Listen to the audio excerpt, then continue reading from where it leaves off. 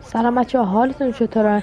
امروز اومدیم با یه شورت ویدیو دیگه از جی تی آی وی. بچه ها خیلی مرحله های جی تی آی وی که جلو برید دیگه این داخل مپ هیچ مرحله براتون نیست و بازی اونجا تموم نشده و هی نوتیفیکیشن میاره گوشه سمت چپ و شما باید یه ماشین آفرود یه ماشین اینجوری وردارید بیاید اینجا دقیقا نگاه کنید. من مرحله‌شو انجام دادم. بیاید دقیقا اینجا و مایکل رو از داخل گوشیتون شمارش رو باز کنید.